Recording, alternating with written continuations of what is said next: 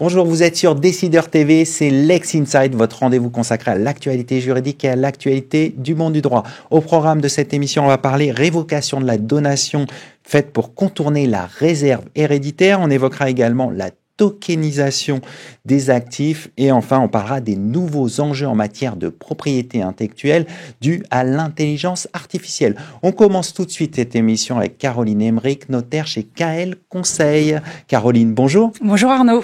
Alors, la réserve héréditaire est d'ordre public. Pourtant, si un acte a pour but de contourner cette règle, il doit être annulé selon un arrêt récent de la Cour de cassation. Expliquez-nous. Oui, exactement. Alors, pour vous expliquer les faits, on va revenir aux faits, mais tout d'abord, je pense qu'il faut expliquer un petit peu le vocabulaire juridique. Tout à fait. Il faut comprendre qu'en droit français, on ne peut pas transmettre son patrimoine comme on l'entend. Il y a la réserve. Cette réserve héréditaire, c'est quoi? C'est un minimum successoral intangible. Je dois transmettre un certain pourcentage de mon patrimoine à mes enfants, à défaut d'enfants, à mon conjoint.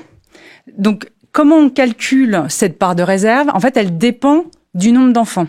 Si j'ai un enfant, eh bien, il a le droit à la moitié de mon patrimoine. Et l'autre moitié s'appelle la quotité disponible. La quotité disponible, c'est ce que je peux disposer librement, sans avoir de problématique par rapport à mon enfant qui aura sa moitié de réserve. Maintenant, attention, toutes les libéralités que je vais faire et qui seront imputables sur cette quotité disponible, qui diminue ma quotité disponible, elles sont susceptibles d'être réductibles. C'est-à-dire que si j'empiète ma quotité disponible et que ça dépasse la quotité disponible, donc la moitié si j'ai un enfant, eh bien, cette libéralité sera réductible et le bénéficiaire de la libéralité devra une indemnité de réduction à l'enfant réservataire. Voilà. Donc, si j'ai 2 enfants, la réserve est d'un tiers pour chaque enfant, donc ça fait 2 tiers de patrimoine réservé à mes 2 enfants et 1 tiers de quotité disponible que je peux disposer donc librement. Et si j'ai 3 enfants ou plus, eh bien les 3 quarts de mon patrimoine sont réservés à mes enfants et puis 1 quart du patrimoine en quotité disponible. Alors si je vous prends un tout petit exemple pour que ce soit plus concret, j'ai 2 enfants et j'ai un patrimoine de 900 000 euros. Donc, si j'applique mes quotas, mon prorata... Qu'en est-il de la réserve héréditaire? La réserve héréditaire, c'est 1 tiers pour chaque enfant. Donc, 900 000 divisé par 3, ça fait 300 000 chacun. Si jamais il me prend de faire un leg pour une fondation de 450 000 euros, ma quotité disponible, elle est aussi de 300 000. Et 450 000, ça dépasse les 300 000 que je peux disposer librement. Et bien donc, la fondation à laquelle j'aurais fait cette libéralité, ce leg, eh bien, sera réductible et la fondation devra une indemnité à mes enfants. Voilà. Et ce qui est important aussi de comprendre, c'est que pour calculer cette réserve, c'est sur quelle masse? Sur quelle masse on calcule la réserve héréditaire et la quotité disponible? Comment fait-on? Alors, au décès, le notaire, il va reconstituer le patrimoine du défunt. C'est-à-dire qu'on va prendre l'actif du défunt au moment de son décès, le passif, et on va en fait réunir fictivement toutes les donations pour considérer que finalement il n'a jamais rien donné de sa vie. On refait le patrimoine, on refait le patrimoine, exactement. Ce qui est important aussi de savoir, c'est que pour refaire ce patrimoine, cette réunion fictive de l'article 922 du Code civil, on le fait non pas sur ce qu'on a donné, le nominalisme monétaire, mais on réévalue. On réévalue souvent dans tout ce qui est famille, soit le divorce, les récompenses dans le mariage, etc. Et là encore, il va falloir réévaluer. Et si, par exemple, je donne 100 000 euros à ma fille, j'ai plusieurs enfants, je donne 100 000 euros à ma fille, et qu'elle investit dans de l'immobilier. Et si ces 100 000 euros sont devenus 200 000 euros à ma succession, elle a très bien investi, et les circonstances économiques ont fait que le marché immobilier a pris. Qu'est-ce qui se passe alors? Elle doit réunir 200 000 euros. On réunit 200 000 euros dans mon patrimoine et c'est sur ces 200 000 euros qu'on calculera la réserve et la quotité disponible. Si par contre, ces 200 000 euros est dû à sa plus-value parce qu'elle a fait des tas de travaux dans l'immeuble, dans ce cas-là, on va pas tenir compte de cette plus-value. On retiendra compte des 100 000 euros que je lui ai donnés. Ça paraît assez logique. Voilà, exactement. Et je pense qu'une fois qu'on qu'on a compris ça, on peut revenir au fait de l'arrêt, effectivement, du 30 novembre 2022. En quoi il est intéressant? Il est intéressant parce que la Cour de cassation rappelle que la réserve est d'ordre public. On peut révoquer une donation, mais pas pour cause illicite. Et quand je veux contourner la réserve, c'est une cause illicite. Et évidemment, la révocation doit être annulée. Ce qui s'était passé, c'est que c'était une femme qui avait 3 enfants. Et elle avait décidé de donner à l'un de ses enfants une somme d'argent. Cet enfant a utilisé cette somme d'argent pour investir dans des sociétés, comme une société commerciale et des sociétés civiles. A priori, c'est pas lui qui y travaillait, puisque la plus-value qui a été générée n'était pas due à son travail, mais aux circonstances économiques. Donc, on comprend tout de suite, par rapport à ce que j'expliquais avant, que en cas de décès, au moment du décès de sa maman donatrice, il va falloir réunir fictivement, non pas la valeur donnée, mais la valeur devenue des sociétés au moment du décès. Et cette donation, en plus, elle était faite hors part successorale. Ça, je ne sais pas expliquer ce que ça veut dire. Quoi? Hors part, ça veut dire que il y a une rupture d'égalité entre les enfants. Quand on donne, normalement, c'est une avance sur la succession et c'est en avancement de part successorale. Ça veut dire que les enfants ça s'impute sur la réserve. Quand c'est hors part, ça veut dire que je veux que mon enfant, il ait non seulement sa réserve et en plus cette donation. Alors, c'est une rupture d'égalité entre les 3 enfants. Après, ça voulait dire qu'elle voulait effectivement l'avantager, mais cette donation hors part, elle est fragile. Parce que si elle empiète et elle dépasse la quotité disponible, la différence est réductible. Bien sûr. Et c'est exactement ce qui s'est passé. Ils ont compris, mais trop tard, que cette donation hors part, elle était susceptible, elle allait être réunie effectivement pour la valeur devenue des titres investis, des titres subrogés. Ils ont voulu la révoquer. Ils ont décidé de la révoquer. Je pense qu'ils ont essayé de discuter avec les 2 autres sœurs pour faire des donations partage, pour trouver des solutions. Je pense qu'ils en ont pas trouvé. Donc ils se sont dit, on révoque la donation. Et le fils a redonné la somme d'argent, le nominalisme monétaire, à sa mère.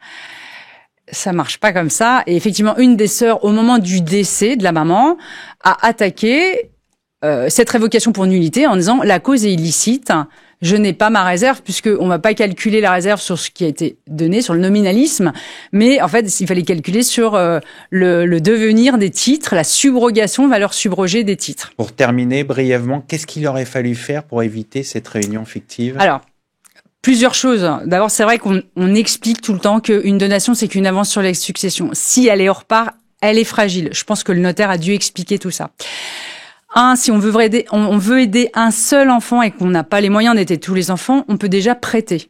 Alors évidemment, c'est pas une libéralité, c'est qu'un prêt, il faut rembourser. Mais l'avantage du prêt, c'est que c'est soumis au nominalisme monétaire. Je prête 100 000, quel que soit ce que tu fais avec cette somme d'argent, tu me dois 100 000. Voilà. Et puis autrement, faire des donations partage. Une donation partage, à partir du moment où on respecte les conditions du gel de valeur, tout le monde reçoit la même chose. Chacun en fait ce qu'il veut, mais au moins on a l'égalité des enfants. On va conclure là-dessus. Merci d'être venu sur notre plateau. Merci Arnaud.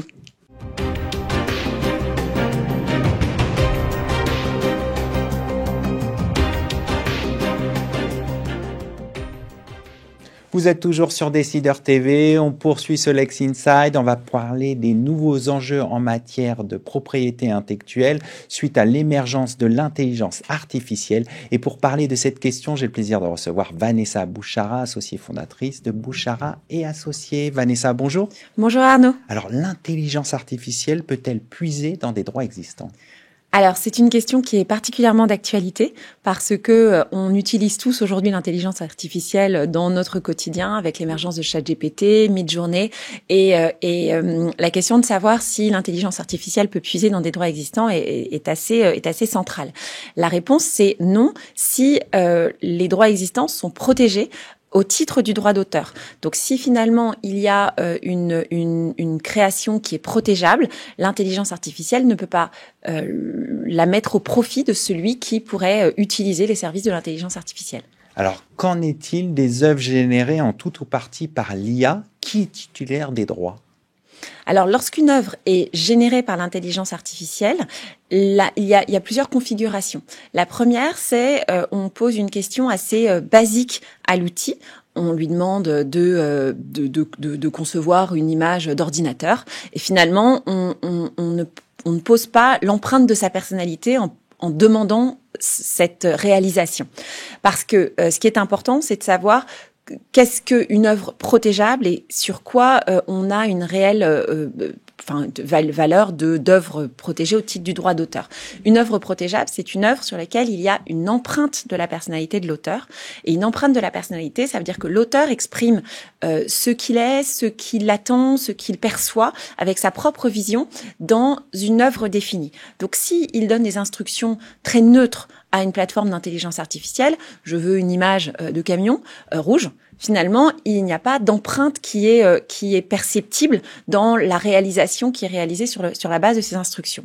En revanche, s'il fait un prompt, à savoir un déroulé d'instructions extrêmement détaillé, avec des choix artistiques bien définis, il dit dans quel angle de vue il veut tel élément conjoint à tel autre élément, quelle couleur il veut utiliser, quelle profondeur, quelle structuration de l'œuvre, et qu'il effectue des modifications de l'œuvre. Là, on est sur un auteur qui est en mesure de démontrer qu'il a contribué à l'œuvre et qu'il a apposé son empreinte, l'empreinte de sa personnalité.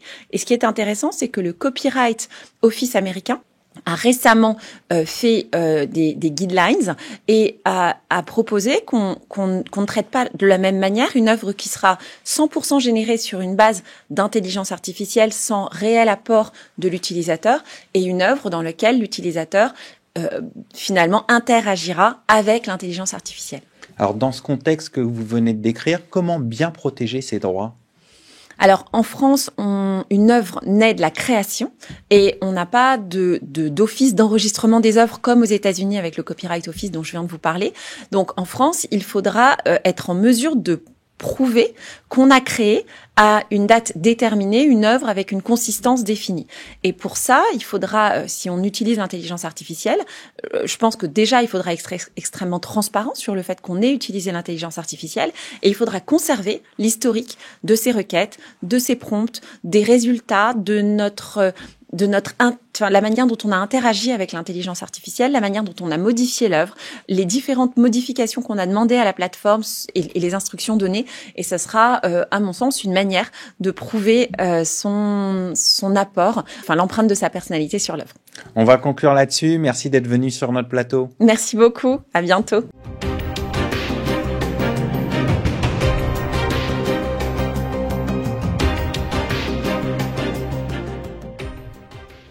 Vous êtes toujours sur Décideur TV dans Lex Inside. On va parler du livre blanc de LPA-CGR sur la tokenisation des actifs avec mon invité Vincent Danton, associé de LPA-CGR. Vincent, bonjour. Bonjour.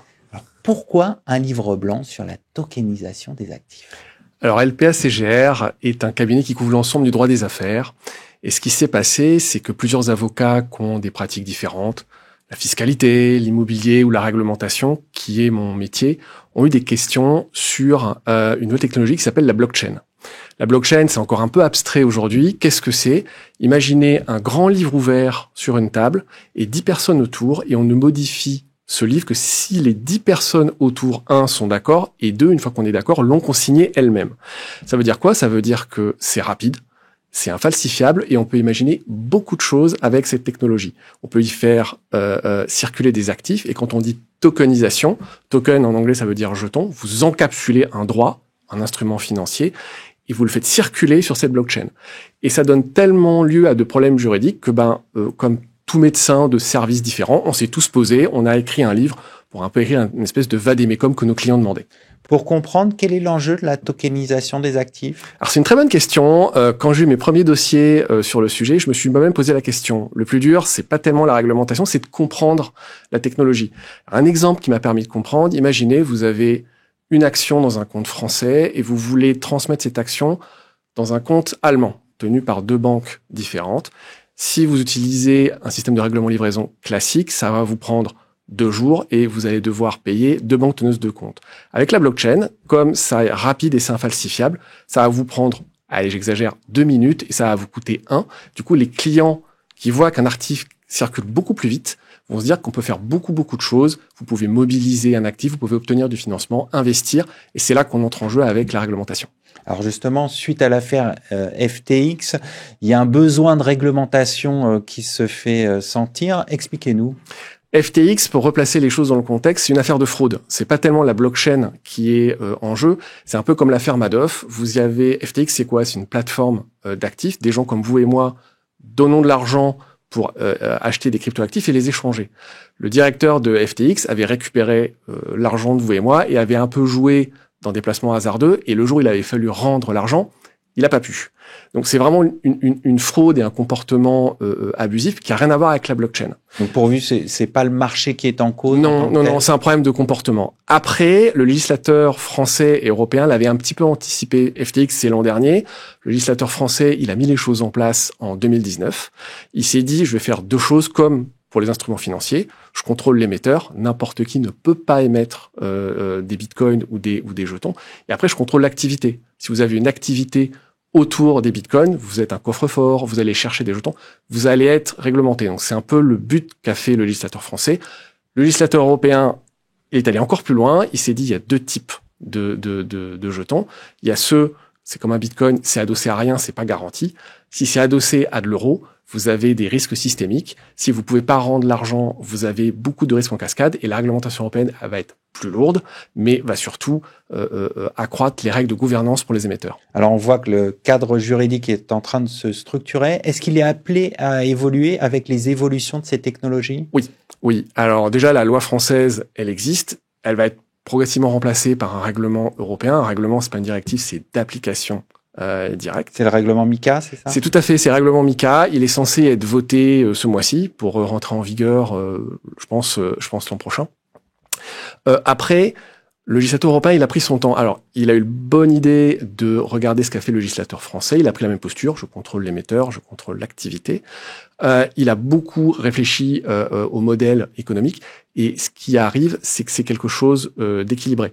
Donc, ça va être appelé à bouger. L'équilibre est là. Il y a des questions qui sont encore en suspens. Est-ce que on incorpore ce qu'on appelle la DeFi? Pour l'instant, c'est non. Peut-être que ce sera oui. Il y a des types de tokens.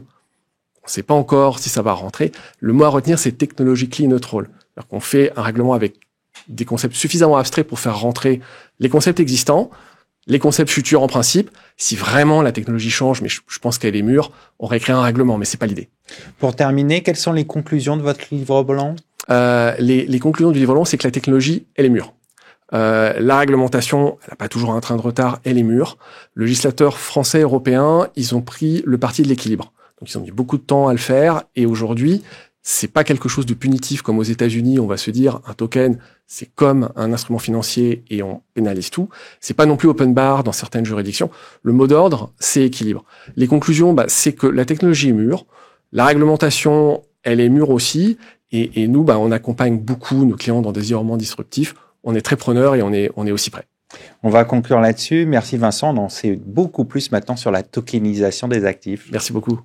Merci à toutes et à tous pour votre fidélité. Et quant à moi, je vous retrouve très bientôt pour un nouveau numéro de Lex Inside.